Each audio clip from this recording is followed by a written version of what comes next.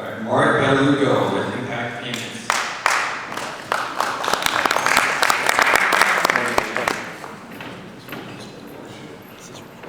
All right, Austin Mac Nab with VizyPay. And Juan Ortiz.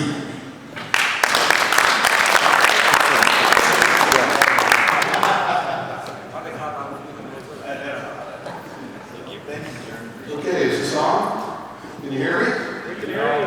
Excellent. Hey, thanks for coming out. We appreciate it. If you were here Tuesday night, the room has changed dramatically, just in the air temperature. So it's pretty warm here Tuesday night for our executive forum. I'm super excited today. I want to set the ground rules first, share with a couple of thank yous. I'm really excited to have this panel up here because this is not going to be an HR panel discussion, if you will, like you're probably used to. So if you came really eager to find out how to put a new employee handbook in place or write a new policy that deals with paid time off, we're not going to go. Yeah. Okay? I was invited. Yeah, that's what I said. It's a PTO. Okay, so real quick, I just want to thank the board. The MWAA board has done a phenomenal job. I'm a AP member of that board. I've watched these folks work tirelessly for 14 months. With this property, with the management, they've done a phenomenal job. I just want to say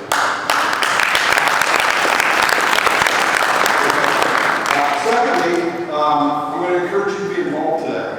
We have some microphones out in the audience, and this is designed to be participative. I'm going to throw some general topics out. My role here is to facilitate conversation. Pardon me? Yeah, you can ask questions on the mobile app, and we'll get microphone to you. So we want you to jump right in. There's not a section. You're not going to talk for 20 or 30 minutes and then say, are there any questions? A couple house rules. If you don't mind, please silence your phones. I'm pretty big on that. This is your time to get value out of what we're doing today. We're going to have several panels today that are going to be extremely informative and beneficial. And I just ask you to be present and engaged and get a return on your investment. You spent the time, money, and energy to come here. You've left your job, your career, your business back at home, your family potentially. Please, please, please be engaged and ask questions, okay? So pretty good? All right, so we're going to get started here. First thing I want to do is just kind of share, we've all gone through a unique situation. I'm not going to surprise you with what I'm going to reference, but we're going through a unique situation on the planet that no one alive today may be a couple of. No one alive today has ever experienced what it's like to go through a pandemic. Okay? Certainly, there aren't any real books that we can pull out and read, kind of reference, trying to figure out how to do what we need to do. And I don't know about you, but I'm from Ohio. Any Buckeyes in the crowd? No. Yeah. OH. There we go. Glad to hear that. In Ohio, the governor kept saying, hey, we got 4 weeks, 30 days. Just stay home 30 days. Well, I don't know, we didn't stay home for 30 days, I guess. And then it was 6 weeks. And then it was 8 weeks. And the things that we decided when we had to stay home for 30 days ended up being 14 months. These were decisions that we didn't know at the time we were building the plane while we were flying it, that we would be living with 14 months later. The adjustments, the changes, the pivots, the decisions. That's what this group's up here to talk about a little bit here. How do we, on our path to recovery, how do we embrace some of these changes that we have found, that we had to do in the moment, that have now become permanent? Any questions? Everybody understands kind of the premise and the context? Awesome. I can't see you. I just have one question. What's going on with the lights? Yeah. They want you out of next door. I just try to kind of persevere through that. I can't see anybody anyway. So, all right. So, as Jeremy did such a great job, and I appreciate everything Jeremy's done, I've got my books and my notes here just to ask a few questions. We're going to start with a question that really is focused around hiring and recruiting in this day and age. We have the hitman, Mark Baladuca, up on stage with us, and that's his area of expertise, but I want everybody to chime in, because we're all business owners, we're all dealing with employees and hiring and training, trying to keep them. So, Mark, what are you seeing out there relative to recruiting, hiring, what are employee candidates requiring? What are you hearing? Well, that's a good question. It's a loaded question, too. First off, thanks for having me on this. Yeah, to your point, we've all had to shift in the last 12 months here. As a recruiter that focuses specifically in this industry, we kind of have a unique view on both the employer side, but also the candidate side. Talk about the candidate side, first off, is the biggest thing we're seeing right now is people are finding that they've been productive, they've been successful, really working in a remote environment. Most of the individuals today they're looking for either a hybrid situation or a fully remote situation. Whether it be products, sales, marketing, you name it, it's really across the entire hierarchy. The second thing is, and I think what a lot of people we talk with in the industry is, they found that kind of the true colors of their employer showed up during the pandemic, and they're looking for companies where they can not only just buy into the solution, but buy into the culture, to feel like they're not outnumbered, to feel like they're heard, and the fact of like, I guess it's a point of empathy too, from leadership out. When you look at it from an employer standpoint, that's honestly probably one of the bigger things that as a recruiter that we took on during the pandemic was not so much of, hey, where's the talent at? But what do we do? We've been in the office, everyone's going remote, we're not prepared for this. I've never managed a remote work team. And so we had to pivot our kind of strategy as more of consultants to say, listen, what strategies do you have in place? What do you have in KPIs? What are you putting in place for ongoing resources, training to make sure that your employees are taken care of? Again, the empathy was huge during this time of the world of everything going on.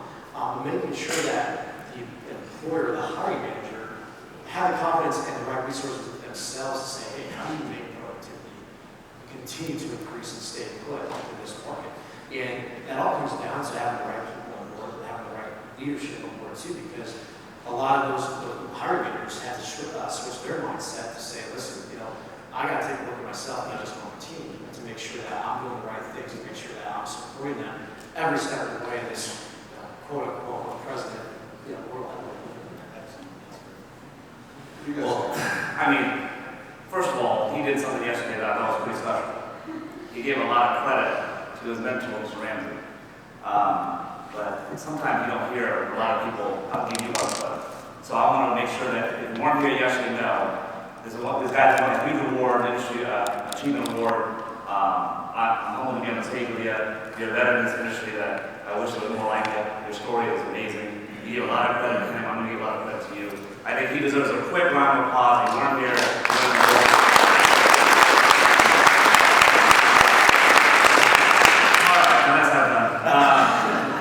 I think it's an interesting question.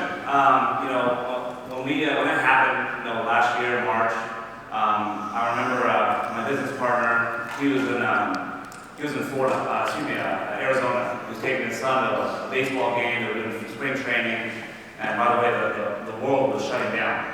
And I'm at home office the NBA season just canceled. I don't know what's going on. So we obviously had that moment of we need to figure it out pretty quick. A month passed, we did the basics, like everyone said, 30 days at home, whatever, stay by. We're in Iowa, by the way. It is a state.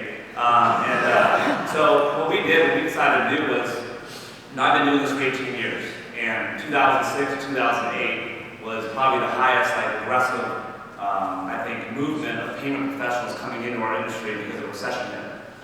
So there was more people that came from non-payments into our industry back then. I happened to be lucky enough to be a part of it.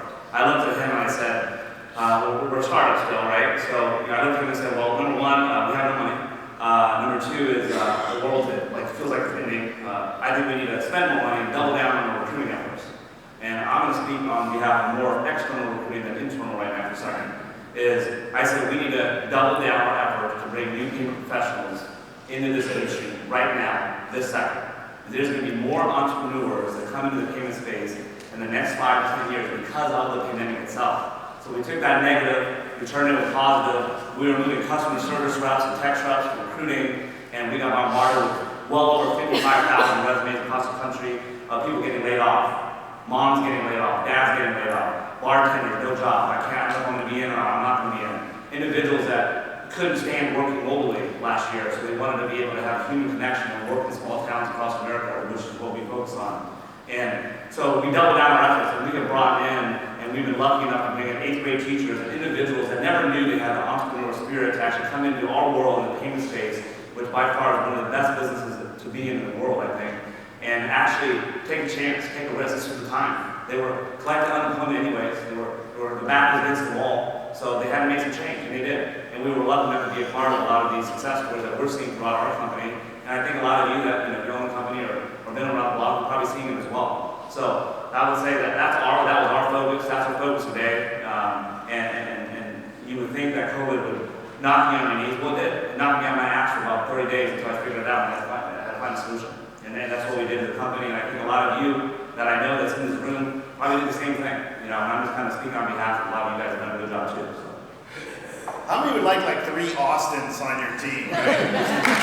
we could change the world with that kid. And I call him kid because he's young.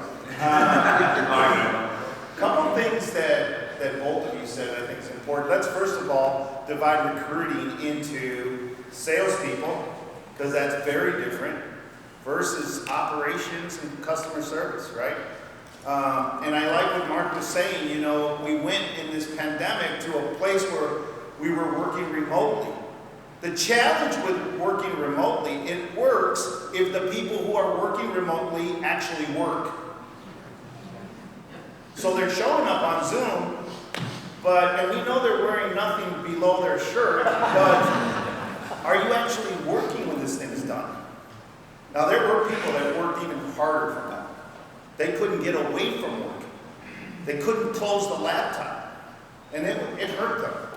But the majority of people do not manage themselves well at home. And Mark made a good point. That means the people leading the people at home have to manage well. That was such a good point, because it's two-sided. If you're gonna be a part of a company that's gonna work remote, you gotta make sure the people managing that remote crew knows how to manage, or you're gonna be going through a lot of people. Now, in the sales aspect, you're looking for guys that are hungry. You're looking for men and women who say, I want to make money. I would never hire a salesperson who doesn't want to make money. I just want something really nice. Someplace I can call home. You're like, yeah, this is not for you. Salespeople are different, and they're out there. I give you credit during a pandemic. You're like, no, I know exactly what I'm looking for, and they're out there. And those salespeople are saying, I don't want to be home. How many are like me? You have to be around people to feel like you matter, right? Salespeople are like that. We're storytellers, and they're out there, but you got to go find them. And one of those ways is to get energy going. I'd work for this guy. I'm going to work with him. You get this guy on the phone talking to someone who would not work for him. You need that energy in that presentation. So it's very different when recruiting for a certain type of staff versus a salesperson. Great. Anyone else want to chime in? I think it goes to internal employees too. So I talk more on the sales side, and you get the point about there's 2 different routes. So as you're building your companies up, I've learned a lot. Trust me, I didn't know half the shit that I had to go through. So, and I figured it out real quick, right? One thing we did really well at is building a very confident framework of company culture. Everyone from our janitor to the CEO understands our why, what we believe in, what we stand for, and we actually were hiring during the pandemic. We weren't firing. We were hiring. We just doubled our growth this year, but it's important to build that culture, because that culture that you're building at your companies, through COVID, there was a lot of negativity last year. It sucked. I hate negative people, let alone this negative, this everything, right? We had to go through that, so then we had to make sure that the people that were coming on board had the energy, had the mindset that we had, and understood our why as we grew our company out. And so the biggest thing when you're building that out is if you don't have your company culture right, you better look in the mirror real quick. Because you're going to be getting passed by a lot of companies out there. Because this industry is just not going to be disrupted by technology. Technology is cool. I mean, we just got a guy flying in space like 2 weeks ago, right? So that's dope. We can do it. We know we're the greatest country in the world. We can build technology any given day. That's the easy part of our business. But the hard part is how do you build a culture that is actually willing to do it the right way transparently, do it the right way, and stand for the small business owner, which, by the way, we are the individuals that are taking care of those people across America, right? So that's where you have to start. Don't start with, let me get my first sale. Start with, if I can get my company culture right, the rest falls in play right behind it. You mess that up, you're going to end up like most of the dinosaurs in our business. There's a lot of dinosaurs in our business. There's more bad apples in the user experience. Is company culture, is how you do things the right way in our business. And that's where I think guys like me and a handful of you in here as well probably believe the same thing. And that's where change happens. You know, technology, I can surround myself with the smartest SOBs in this room and build whatever I wanted to build. But I guarantee you I couldn't surround myself in this room with everyone that had the same hunger, and want more, what we really are fighting for. The dollar signs are great. He's right. Salespeople or anyone loves money, right? I love money. Making money is easy in this business. The easiest business on earth to make money is right here. The hardest thing is doing it the right way. It starts with company culture, so that's what we focus on through the pandemic, is were you the individual acting like a victim to the whole thing, or are you the individual that actually want to stand up, get off your ass, and help people? And those are the individuals we've built around our company internally, and little idol. Sorry, little idol. I said, but, you know, little It's a idol. different generation. Yes, sir, is no man without the damn door. But yeah, you know what I mean? So this kind of hit on that internal part of it too. I think that's just important, you know, going through, you know, COVID is now you have to hire the next generation into our business. The next generation in the payment space that actually can make good change and actually not have used car salesmen here and then have payment professionals here. Unfortunately, in 18 years of my career, we used to be here. When I first started, no one even knew what a terminal was, right? I had knuckle busters back in the day. I mean, you probably had you said a male, who are you?